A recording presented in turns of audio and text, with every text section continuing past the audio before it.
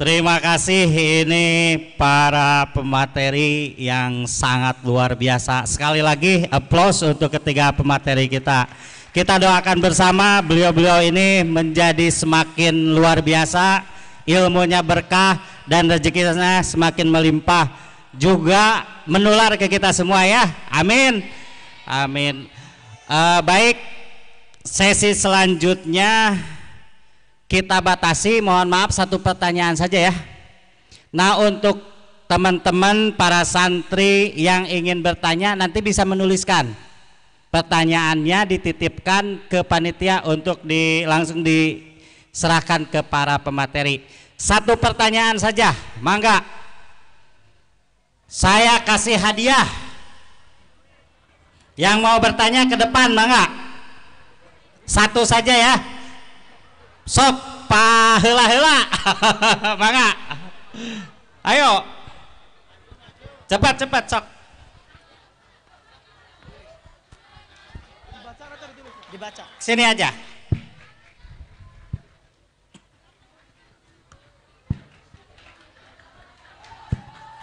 Assalamualaikum warahmatullahi wabarakatuh. Izin bertanya Bapak narasumber. Pertama, dari tema namanya. Nama saya Muhammad Mastuki Ali Khair. Saya dari Pesantren As-Salafi.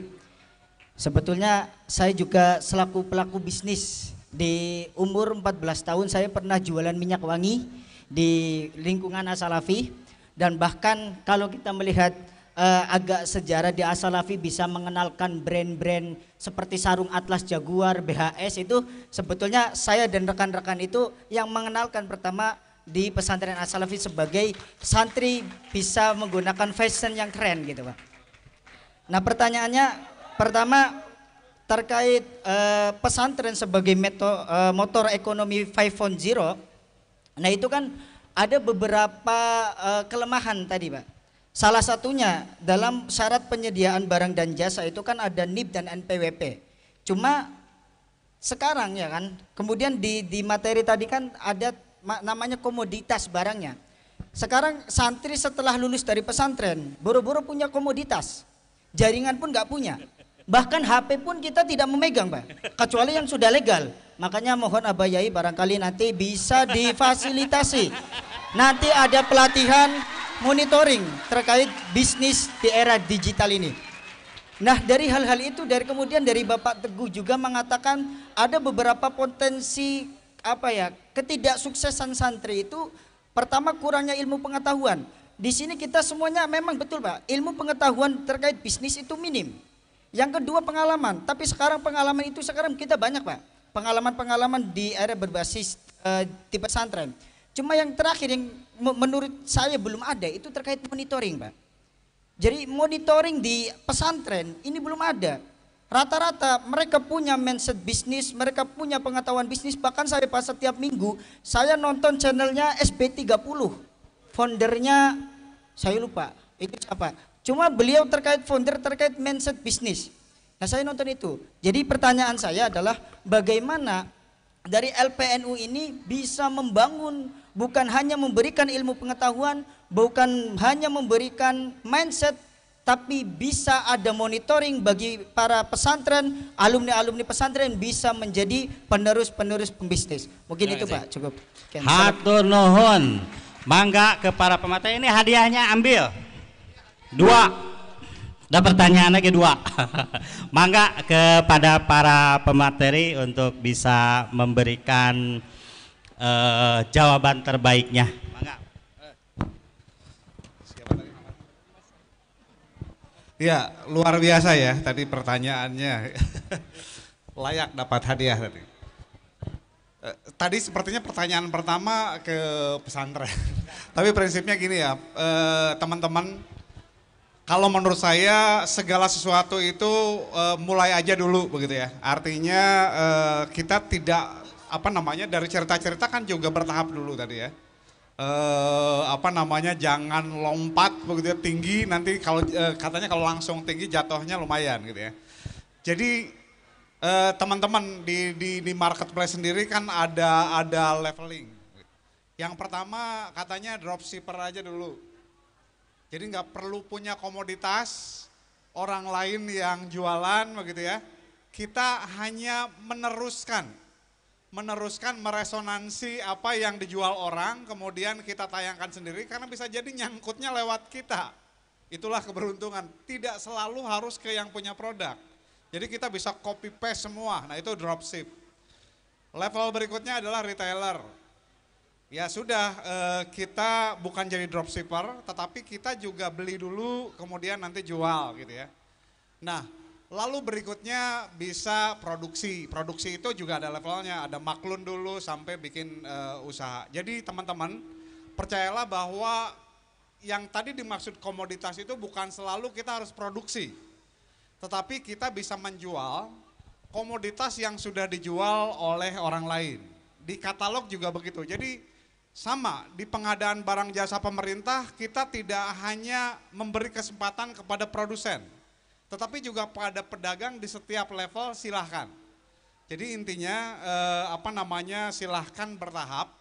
Kalau kita belum bisa memproduksi komoditas, ya mulai aja dulu dengan menjual begitu ya. Lama kelamaan begitu ya, ya saya yakin dengan sense of business yang dilihat, yang setelah dicoba, kemudian dievaluasi tadi, ada istilah monitoring evaluasi, kita juga akan secara bertahap meningkatkan apa yang sudah kita lakukan. Jadi tipsnya mulai aja dulu, kemudian nanti tingkatkan. Gitu ya. Oke, tadi isunya adalah mindset sudah ada, ilmu sudah ada, tapi saya rasa yang dibutuhkan adalah mentor ya. Mentor artinya teman-teman yang punya keinginan untuk menjadi pengusaha atau mindset atau sudah punya usaha itu dimentorin ya, baik oleh alumni atau mungkin LP. Sebenarnya di Lembaga Perekonomian PBNU kita juga mendesain dalam salah satu program bahwa di setiap LP PCNU itu kita menginginkan atau mewajibkan, tapi memang kita sedang dalam proses diskusi, harus ada satu dimentorin. Mentoring untuk menjadi pokoknya gak usah banyak-banyak lah, 1 tahun menghasilkan 1-2 pengusaha muda atau pemula yang dimentorin oleh para pengusaha sukses di LP masing-masing. Menurut saya mentor itu lebih baik, tadi yang sampaikan Pak Yai bahwa tadi ya contoh itu mungkin akan lebih baik. Saya sendiri bisa jadi dekan, bisa jadi sampai sekarang juga memang ada mentor. Dan mentor saya adalah pembimbing saya waktu S1 yang dulu namanya Bambang Brojonegoro yang pernah jadi Menteri Keuangan, Bappenas, dan itu mentor saya memang. Dengan mentor itu memang membukakan mengajari kita dan juga membukakan tadi jaringan itu kita dikenalkan dengan jaringan beliau. Sehingga saya rasa memang program mentoring ya, ini memang perlu ya. Nanti kita memang dengan LP-LP memang kita harus membuat program yang lebih konkret. Bagaimana kita menjalankan mentoring untuk para pengusaha, nggak hanya sekali ya, tapi mentoring dan monitoringnya itu harus dijalankan. Mungkin itu yang bisa saya sampaikan, mungkin Mas Solikun atau Pak Yai Solikun. Cukup ya sebenarnya, karena waktunya sudah habis.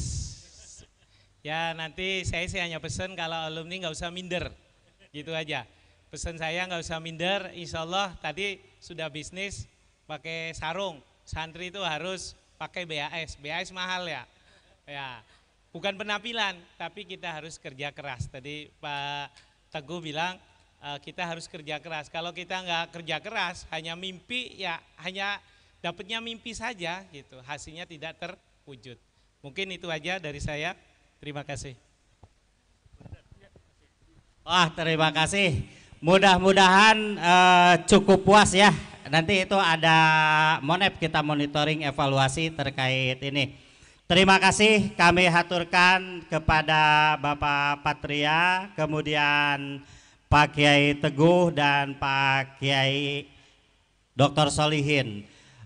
Tidak lupa izin mohon maaf Pak Ketua PCLP NU Kota Kabupaten Cirebon. Kami ini izin ikut ngaji di sini. Mudah-mudahan ngaji ini bisa bermanfaat untuk semua ya. Amin. Kemudian untuk ke Pak Kiai, hatur nuhun yang sebesar-besarnya kami ucapkan. Demikian, semoga ada poin-poin yang bisa diambil dan menjadi motivasi untuk semuanya bisa sukses jadi santri dan bisa sukses jadi pengusaha. Demikian, wallahul muwafiq ila aqwamit thoriq. Wassalamualaikum warahmatullahi wabarakatuh.